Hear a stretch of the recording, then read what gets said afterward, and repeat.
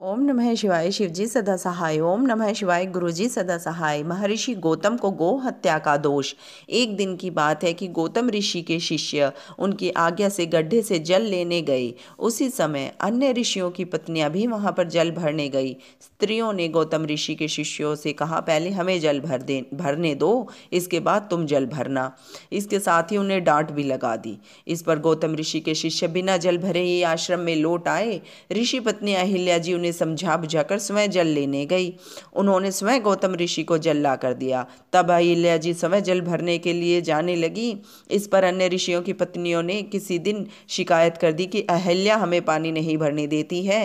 वह कहती है कि वरुण देव से यह वरदान में पाया था मेरे पति ने, इसलिए यहाँ तुम्हारा कोई अधिकार नहीं है।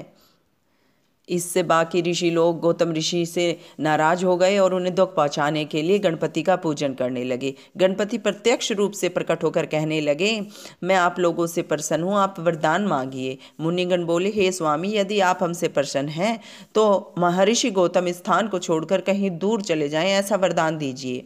मुनियों की ये कुटिल बातें सुनकर गणपति हंसकर बोले कि महर्षि गौतम तो निरपराध हैं, उन्हें दंड देना उचित नहीं है। वे तो बड़े परोपकारी हैं, तुम उनसे द्वेष करना बंद कर दो, अन्यथा कोई और वरदान मांग लो। गणेश जी ने समझाया, परंतु मुनिवृंद अपने आग्रह पर अड़िग रहे। तो गणेश जी ने यह कहकर अंतर्ध्यान हो गए कि तुम नहीं मानते तो ऐसा ही हो। मुनिवृंद को वरदान देने के पश्चात गणेश जी ने अपने वरदान को सत्य करने के लिए एक निर्बल गौ का रूप धारण कर लिया और यह गौतम ऋषि द्वारा पैदा किए गए जौ आदि को खाने लगी। गौतम जी ने उस गाय को एक तिनके से खेत से बाहर हाँक दिया। तिनके से तंडित होने पर गाय गिर पड़ी और उसकी मृत्यु हो गई। यह देखकर गौतम ऋषि को बड़ा दुख हुआ।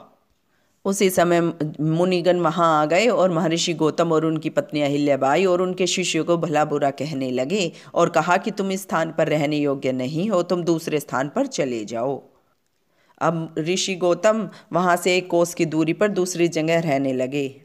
अब मुनि गौतम ने अपने प्रायश्चित का उपाय पूछा तो ऋषियों ने बताया कि अपने पाप को सब जगह प्रसिद्ध कीजिए, पृथ्वी की 3 परिक्रमा लगाइए, नहीं तो आप गंगा जी को प्रकट करके उसमें स्नान करो, 1 करोड़ पार्थिव पूजन करो, इस महापाप से छुटकारा आपको मिल सकता है। मुनियों की आज्ञा पाकर गौतम मुनि वहां से यात्रा के लिए चल पड़े। वे पहले ब्रह्मगिरी की परिक्रमा करके पार्थिव लिंग बनाकर विधि विधान से शिव जी की पूजा करने लगे। उनकी पत्नी अहिल्याबाई भी एक आग्रचित होकर शिव जी का पूजन करने लगी।